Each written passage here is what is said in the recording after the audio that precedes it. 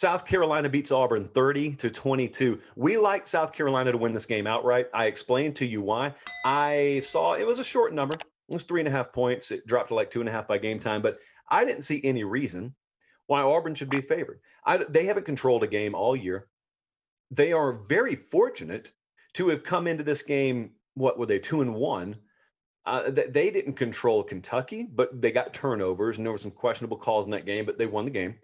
And then we had the Arkansas debacle last week, which I just chalk up as a straight up loss that looks like a win on your resume.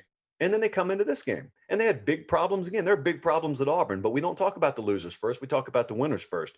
So we didn't see any reason why Auburn should be favored. So we took Carolina to cover. We took Carolina to win. Think about the criticism from myself and a number of people who root for Carolina and who cover Carolina. It's been, what's the identity? This is not this year. This is several years running. What's the offensive identity of this team? And I don't know ultimately that where they're going will look like what they did yesterday, but Mike Bobo is smart enough not to try and shoehorn all these players into his system. He understands what he has right now. And so they played to those strengths yesterday. They had an excellent plan. Kentucky and Georgia showed the world you can just run between the tackles against Auburn. You may not run for 500 yards, but you don't have to. If you play opportunistic defense, that's everything they did yesterday. Be patient, run the ball, stick to that game plan, and then be opportunistic. Because I can tell you another thing we know about Auburn, they are going to provide you opportunities defensively. And they did yesterday. I mean, they ran it, they being South Carolina, 43 times for 153 yards. And then they got the Auburn mistakes. There's Bo Nix again. 3 more interceptions. He has been average at best this year. Historically, he's been far below average on the road. And field position in those drives that started off turnovers, field position was very good for Carolina, and they took advantage of it. So, I mean, I've wondered for a couple of weeks now, which of these teams could be Carolina, Iowa State, go Cyclones, which of these teams that were left for dead early this year in an unprecedented year, who's going to write off teams early and then see them get off the deck? Carolina was one of those teams. This team going into the Vanderbilt game last week, I thought that was a must win. I don't disagree with myself. Rarely I do, or rarely do I, but they needed to win that one. If they didn't, there was talk of an 0-5 start. Well, they're 2-2 now. They're 2-2. And you know what they do this week? They go to LSU. So that's going to be interesting because LSU's off a bye, an unscripted bye, but a bye. J.C. Horn had such a good game here that Auburn targeted him. That's their best corner, maybe one of the best players on Carolina's team, and they targeted him. I'm not going to question game planning. I don't even know that was the game plan. Who in the world knows? But J.C. Horn, he made himself some money yesterday too. I listened to Gus Malzahn's postgame. It was as dejected as I've ever heard him, and I've heard a lot of Gus Malzahn postgame pressers.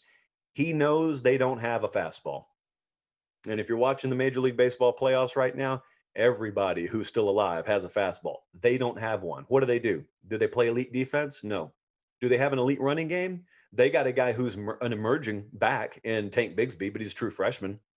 So, I mean, at the very least, we can say their run game isn't what they expected it to be because I don't think they expected Bigsby to be their 1A option there. They certainly don't have an elite passing game. They are the ones, the Auburn Tigers being the ones now who kind of lack an overall identity offensively, and Malzahn knows that. And he also knows, let me tell you something, that team's fortunate they're not 0-4 right now. They're 2-2. That team right there is a 1-3, 0-4 caliber team masquerading as a 2-2 team. They cannot control games. They cannot avoid the costly mistakes.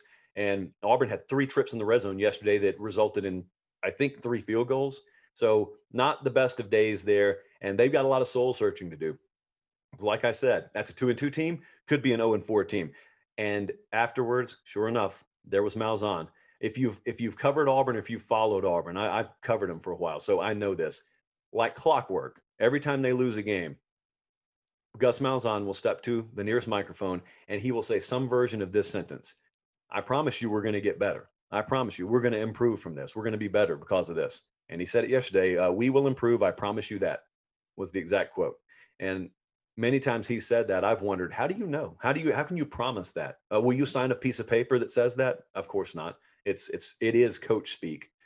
I don't know that there's any real reason to expect that. What young talent on this team are you waiting for to emerge? You've got Bigsby, and I understand that, but I mean, Seth Williams is who he is. He's your number one target out wide. Bo Nix largely is who he is at this point.